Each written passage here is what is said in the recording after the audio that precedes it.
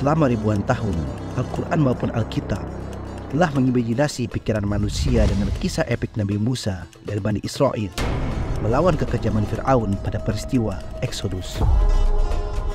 Dan selama itu pula para peneliti dari kalangan barat maupun timur berupaya melacak bukti arkeologis kisah heroik tersebut, yang bahkan telah diimani dan diposisikan sebagai fakta sejarah oleh segenap pemeluk agama Islam, Kristen, dan juga Yahudi. Berangkat dari hal tersebut, saya Lukman Hakim Jijaknil bersama rekan saya, Cak Miftah Wibowo, Ketua Grup Walk with Historian. Salah satu tujuan kenapa kami mengajak teman-teman ke sini adalah ini ada hubungannya dengan kisah Khuruj, ya, dalam bahasa Arab atau bahasa yang kita kenal sebagai Exodus. Juga ditemani pemandu dari suku Baduy Sinai.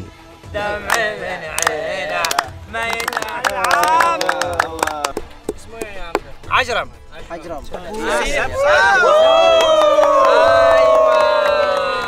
Every place near to the water you find the Nabati description. Mencoba menelusuri dataran tinggi paling timur dari negeri piramida, yakni Semenanjung Sinai, selama 3 hari 2 malam. Selain daripada cabaran yang kami dapatkan ketika ekspedisi berlangsung,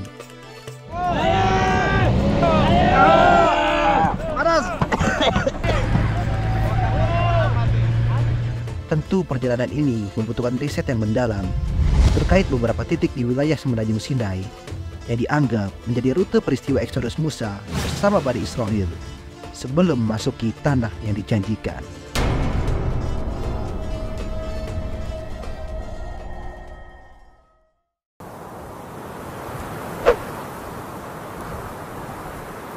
فأوحينا إلى موسى أن اضرب بعصاك البحر فانفلق فكان كل فرق كالطود العظيم. Lalu kami wahyukan kepada Musa, pukullah lautan itu dengan tongkatmu, maka terbelahlah lautan itu, dan tiap-tiap belahan adalah seperti gunung yang besar. Setelah Musa berhasil menampakkan mukjizat Tuhannya dengan membelah perairan hingga menenggelamkan Fir'aun beserta bala tentaranya tanpa tersisa, Musa bersama 600.000 Bani Israel lainnya mulai memasuki tanah yang kita sebut sebagai Semenanjung Sinai.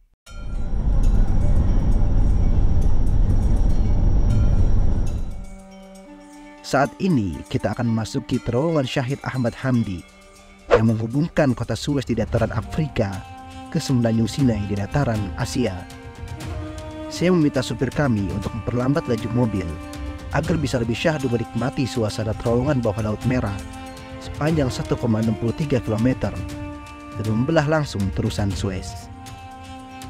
Matahari sudah terbenam di ufuk barat. Rasanya kami harus bermalam sejenak sekaligus mengusir penat dan lelah. Kami memutuskan singgah di kawasan Serabit Al-Khadim untuk menginap di perkemahan suku Aligat, suku Baduy Sinai yang mendiami dataran tinggi Serabit Al-Khadim dan pegunungan Al-Tih. Serabit Al-Khadim merupakan jalur yang dilalui Nabi Musa dan Bani Israel telah berhasil lolos dari kejaran Fir'aun, dan setelah berkemah di Uyun Musa, sebuah lembah yang terdapat 12 mata air Nabi Musa alaihissalam. Serabit Al-Khadim juga berada di luar jalur wisata. Konon, hanya suku Baduy setempatlah yang mengerti jalur rumit di lembah dan pegunungan ini. Welcome in Serabit Al-Khadim, jamb Hathur. Aywa. Mantap tuh. Where Serabit aja?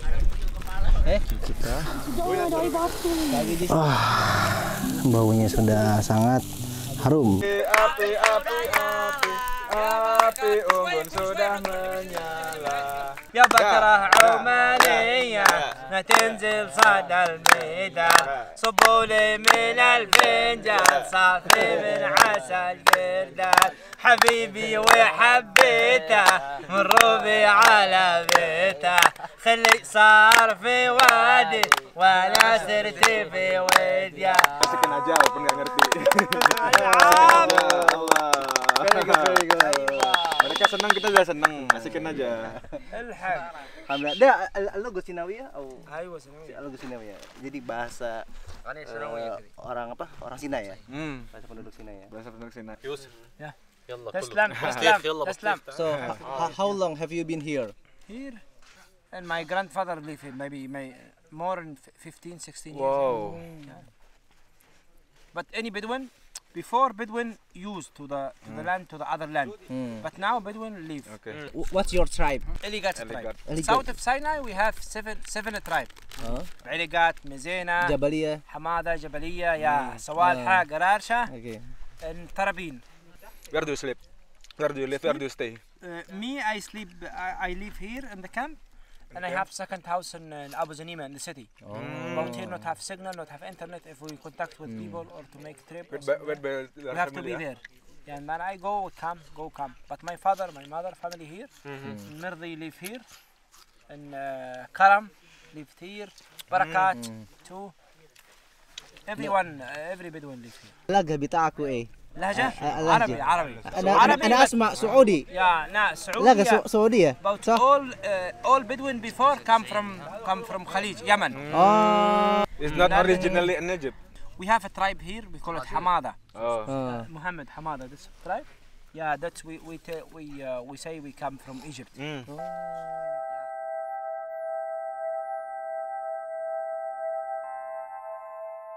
Setelah menyantap sarapan pagi dan membereskan kemah, tibalah waktunya untuk melanjutkan ekspedisi. Tapi sebelum itu, kami berpamitan dahulu kepada beberapa Badui yang sudah menjamu kami. أنا هنرجع تاني إن شاء الله. إن شاء الله. إن شاء الله. بإذن الله بإذن الله. بإذن الله. Bye bye. مع السلامة. Goodbye. See you. Ya. Sekarang saatnya kita memulai pendakian pertama di Bukit Serabit Al-Khodim. Menurut suku Badui setempat, Serabit Al-Khodim bukanlah bukit yang besar dan sulit didaki. Namun, kita tetap harus waspada dengan setiap langkah yang kita ambil. Sebab bukit ini cukup terjal dan dilumuri oleh pecahan-pecahan batu yang terkadang cukup tajam. Dilihat dari geografisnya, Serabit Al-Khodim berada di sebelah utara dari kawasan At-Tur. Sejak awal sejarah, penduduk asli At-Tur yakni bangsa Monito menemukan lapisan mineral di kawasan Wadi Bulgoro dan juga Serabit Al-Khodim, yang darinya mereka bisa mengekstraksi pirus, tembaga, mangan, dan besi.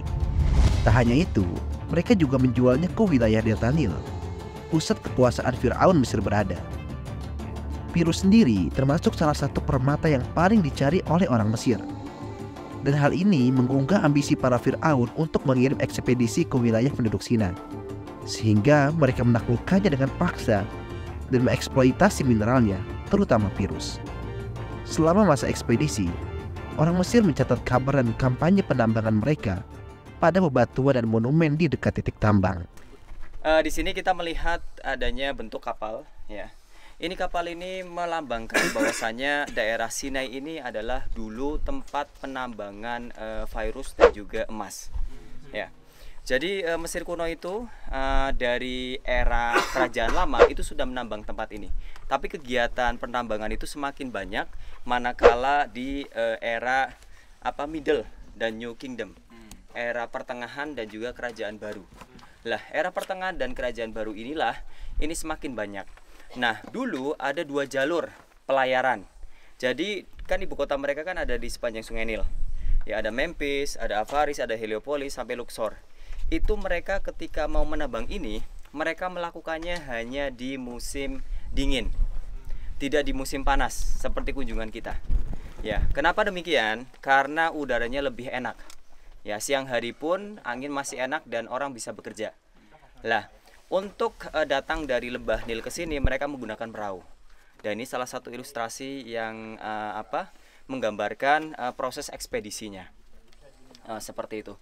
Nanti di atas kita akan menemukan di kuil Dewi Hathor itu banyak tiang pancang atau prasasti yang menjelaskan mengenai siapa saja raja yang mengutusnya. Dari bawah nih.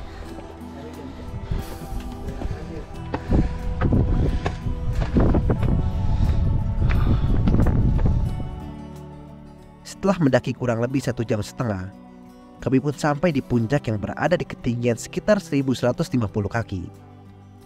Di atas sini, para Fir'aun dari dinasti ketiga hingga ke-20 memfokuskan penambangan di gua-gua yang dahulu tersebar di puncak bukit.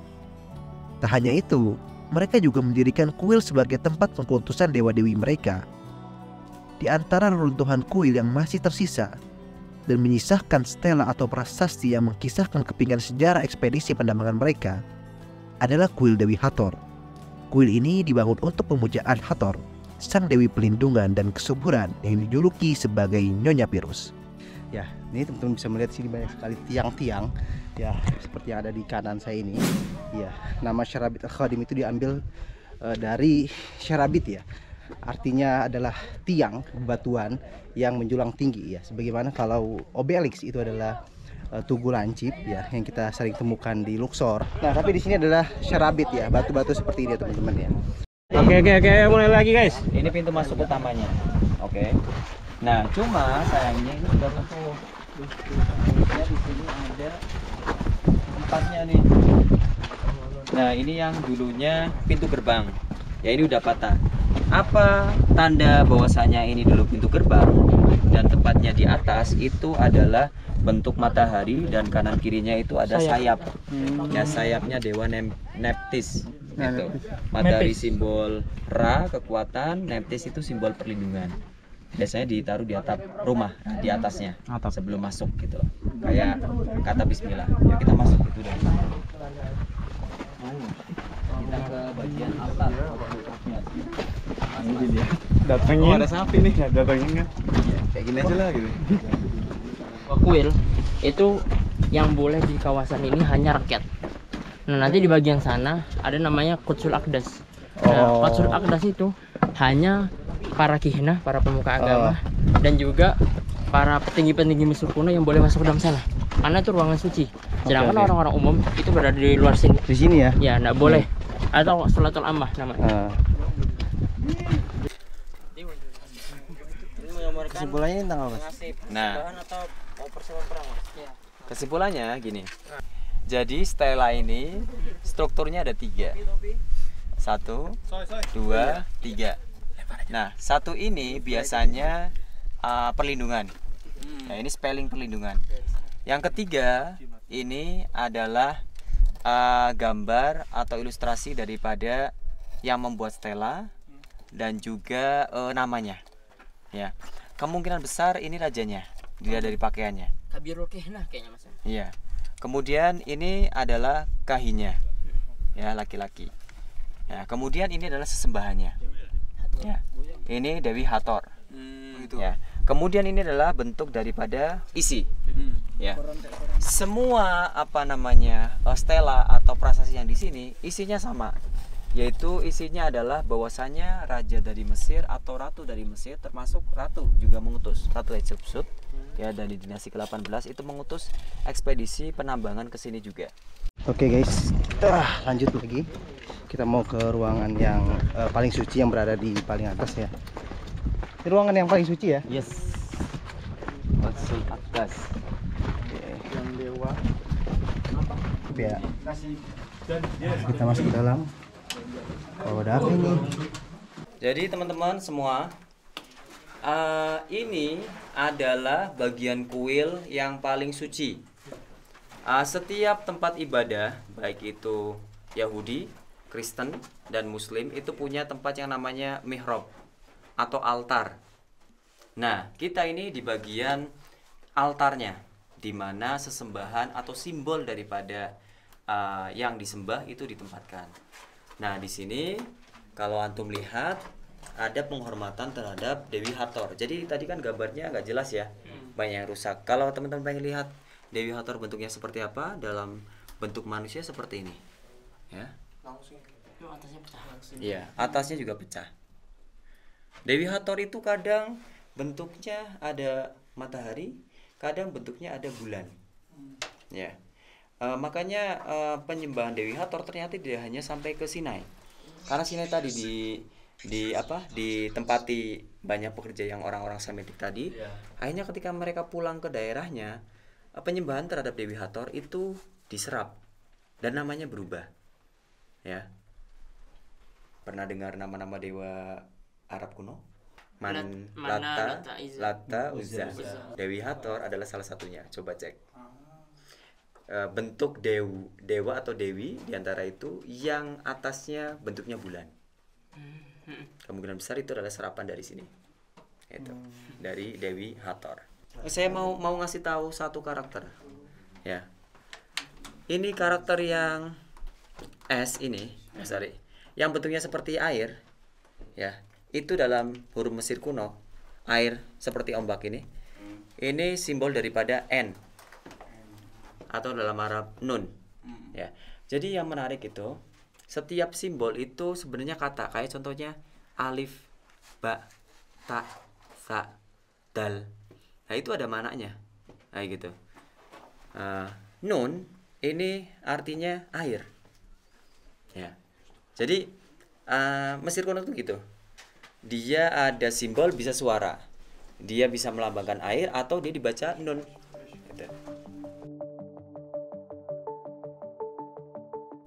Ribuan tahun lalu, para penambang Mesir telah menamai Serabit Al-Khadim dengan istilah Mafkah atau tempat penambangan virus. Lalu para ulama Taurat mengadopsi kata Mafkah menjadi Dafkah, sebagaimana yang termaktub di Taurat pada kisah Eksodus Bani Israel di Tanah Sinai. Kemudian salah satu tujuan kenapa kami mengajak teman-teman ke sini adalah ini ada hubungannya dengan kisah Khuruj, ya, dalam bahasa Arab atau bahasa yang kita kenal sebagai Eksodus, ya. Peristiwa di mana Nabi Musa itu keluar dari delta Sungai Nil menuju ke tanah yang dijanjikan. Nah, salah satu spot utama kejadian itu banyak terjadi selama masa Eksodus adalah Semenanjung Sinai ini. Nah, setelah Nabi Musa sudah melewati wilayah yang kita kenal sebagai Kanal Suez, ya. Dulu itu berbeda. Itu bentuknya ada buhairo atau laut kecil, yang kita sebut sebagai buhairo Timsah dan buhairo Murrah. Itu dulu nyambung, ya.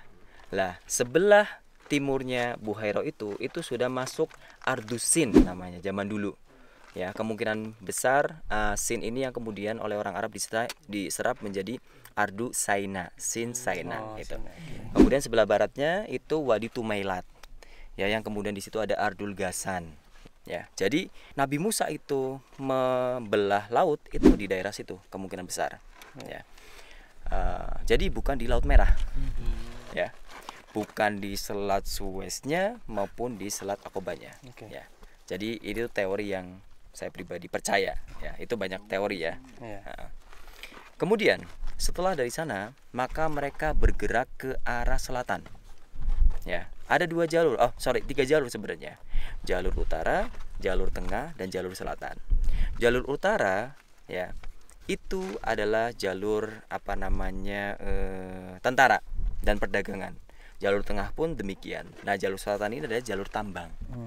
Nah, kemudian pertanyaannya adalah kenapa Nabi Musa, Bani Israel itu tidak memilih 2 jalur utara dan tengah? Padahal secara geografis itu lebih sangat dekat, ya, dibandingkan jalur selatan yang penuh dengan pegunungan, yang kemungkinan tersesatnya itu lebih besar. Nah, jawabannya adalah karena 2 jalur ini banyak benteng-benteng Mesir kuno sepanjang jalannya, dan itu yang membuat mereka itu khawatir. Justru kalau semisal merpati pos mereka dari Biramsis, tempatnya Ramses II itu, berarti Ramses II udah meninggal, diganti anaknya. Anaknya namanya Merenbita. Lah, semisal Merenbita ini lagi ngejar Bani Israel, ngirim pos surat, kan langsung ketangkep dong. Nah, tapi mereka akhirnya memilih ke selatan, karena selatan ini kosong selama apa? Bukan musim dingin tapi musim panas. Lah, mereka itu kesini musim panas antara bulan Juli dan Agustus. Tapi yang jelas dilihat dari kesusahan, deskripsi bagaimana bawelnya Bani Israel selama berjalan ke selatan sebelum nyampe Jabal Musa, kita akan merasakan bahwasanya mereka kehausan yang benar-benar haus, ya. Panas, kagak ada air. Nah, disitulah yang kemudian Nabi Musa terpaksa menuruti perintah Bani Israel untuk menyediakan air, dan Nabi Musa pun berdoa, ya. Kalau yang kita baca di Quran, kita taunya 12 mata air. Tapi kalau kita baca dari Taurat, ya, Bible, itu kita akan menemukan deskripsi yang lebih detail. Jadi tidak hanya 12 mata air saja, tapi ada beberapa mata air seperti Ain Murrah, kemudian ada di Wadi Grandal yang menjadi tempat singgah sebelum Serabit. Ya. Jadi di Ain Murrah dan Wadi Grandal itu seperti namanya Ain Murrah. Jadi airnya tuh pahit. Ya, sehingga ketika minum Bani Israel bawel, ya Allah ini Musa gitu kan. Saya sudah jauh-jauh ini, kenapa saya dijauhkan dari sungai Nil yang airnya enak, buah-buahannya melimpah gitu kan. Kembalikan kami ke sana gitu. Kenapa Anda bawa kami susah-susah ke tempat yang tidak ada apa-apa aja gitu kan. Hanya Nabi Musa itu bermunajat ya. Akhirnya ambil pelepah korma, taruh di kolamnya jadi tawar. Nah itu. Dan itu kan nggak ada di cerita itu. Nah, kalau Israiliyat ya atau di Taurat seperti itu. Kemudian di Wadi Grandal juga berhenti juga. Lah, jalan antara Wadi Grandal menuju menuju ke Jabal Musa yang ada di kota San Catherine itu adalah jarak yang sekarang kita berada, yaitu Serabit Al-Khodim. Ya. Wadi Grandal masuk ke sini, ini kita udah masuk ke Serabit Al-Khodim. Ini jalur utamanya namanya Wadi Sih. Ya. Wadi Sih inilah nanti yang disebut sebagai Sohra Utih. Ya, tempat Bani Israel tersesat terlantang-lantung selama 40 tahun. Ya. Nah, kembali ke sini. Dari sini singkat ya, dari Wadi Sih nanti Wadi Mughara, kemudian nyambung ke Wadi Firon, ya. Kemudian nyambung ke Wadi Roha dan nyambung ke Wadi Muqaddas. Wadi Muqaddas itu yang ada bukit di mana makamnya Nabi Harun. Iya, Wadi Muqaddas itu iya, di situ yang sendal harusnya dicopot, ya kan? Tapi kita pakai sepatu gunung. Nah, di situ itulah yang terjadi kejadian patung Samiri dan lain sebagainya. Ya, Nabi Musa itu kemudian meninggal ke Bani Israel di situ, menitipkan diri Nabi Harun, lalu kemudian naik untuk mendapatkan 10 perintah Tuhan.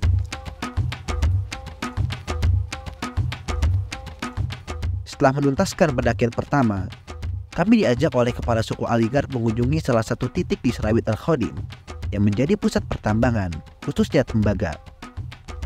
Kawasan ini dikenal sebagai Wadi An-Nasob. Trek menuju Wadi An-Nasob cukup menantang. Trek panas yang membakar, serta debu dan pasir yang dihentakkan oleh laju kencang mobil pickup kami, membuat perut saya terasa sangat mual. Dari tanah berlapis bebatuan kecil, beralih ke tanah yang dilapisi pasir lebat. Akhirnya, menghentikan laju mobil kami sebentar. Tuh lihat tuh. Ini kita di mana, guys? Hei. Hah? Panas. Enggak. Pasti masukkan dulu. Rasanya tenaga manusia saja tidak cukup untuk mendorong mobil pickup ini. Kami pun harus dibantu oleh mobil grup lain untuk menarik beban cukup berat tersebut. Terakhir. Dan ya, alhamdulillah mobil kami bisa berjalan kembali. Kami tiba di Wadi An-Nasob dengan tenaga yang cukup terkuras selama perjalanan. Iya, hampir masuk. Ini kampung Badui, guys. Di lembah yang tampak tandus dan kering ini, kita bisa menyaksikan hunian suku Baduy setempat. Benar-benar masih sangat sederhana dibanding kawasan Sinai Selatan lainnya. Suku Baduy menuntun kami mendaki ke atas bukit kecil. Tampaknya ada hal menarik yang ingin ia tunjukkan. Wah, ternyata di dinding bongkahan batu besar ini terpahat inskripsi kuno yang asing bagi kita. Menurut Baduy, itu adalah aksara Proto-Sinai, tulisan penduduk lokal Sinai yang menjadi pekerja tambang musiman untuk kerajaan Mesir kuno. Dari ceritanya, mereka menyederhanakan hieroglif Mesir ke abjad sederhana yang bisa dipahami kaum pekerja, bukan kaum pelajar. Dari atas bukit ini kita juga bisa menyaksikan lembah yang menjadi pabrik pengecoran tembaga. Sejak ribuan tahun lalu, para Fir'aun memang biasa menambang tembaga di Wadi Al-Nasob, sama halnya seperti mereka menambang pirus di Serabit Al-Khodim dan juga Wadi Al-Mughara. Di lembah itu, mereka menuangkan tembaga dan tumpukan besar limbah sisa peleburan tembaga. Bekas hitam yang bisa kita saksikan itu merupakan residu dari pembakarannya. Kita naik ke atas ini, guys.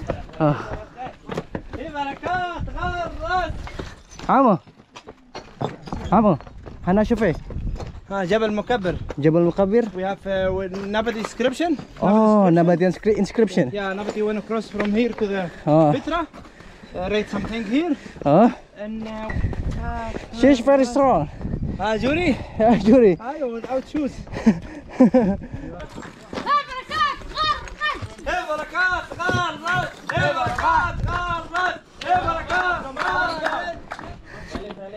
See all the description Nabati. دي كتاب النباتية. والله كذا مرة بيجي عندنا. كتاب النباتية. لا. Where's description? Camel. See. Horse. Here. Every description Nabati. Oh, Nabatian also. Yeah, Nabatian up here. And some here. Me go. هذا؟ مية. Yeah, every this Nabati. You see? All that's Nabati. Nabatian. Every place near to the water you find the Nabati inscription. Okay. Cross from here to the Petra. So Nabatian ruled into Egypt. Yeah, to the Egypt. And here I show you this, the Jabal al-Tih. That's Jabal al-Tih. Jabal al-Tih. That's in the story in the Quran when the Moses people, God say leave in Jabal al-Tih 40 عام. This one, this Jabal al-Tih. يتيهون في الأرض. يتيهون في الأرض 40 عاما. Yes. 40 عاما. Jabal al-Tih, all this Jabal al-Tih. Itu Jabal Tih ya. From Nuwayba to the Nuwayba. Okay. To the Cedar. Nuwayba, this if you look at the map, you see very long mountain.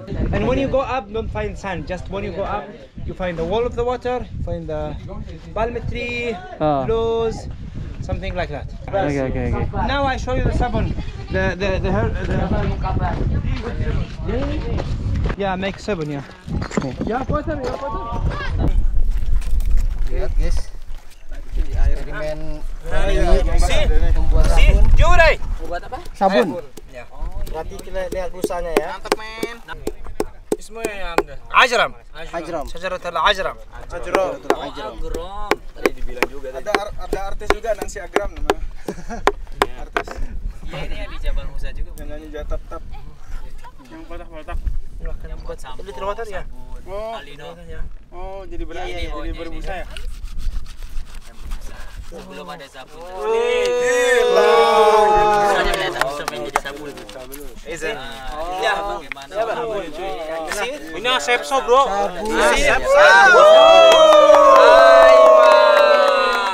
Very good. Sabun ya. Dia ulang tahun. Netral. Ulang tahun. Ada baunya ya. Iya ya. Nggak ada baunya ya. Gimana kita buka pabriknya? Baunya netral.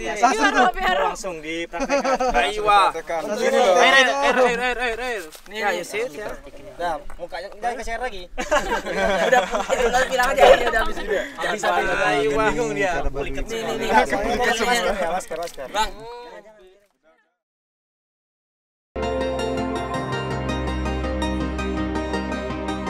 Bagi kami, petualangan di Serabit Al-Khodim cukup membuat kita terkesan dengan segala pernak-pernik yang ada.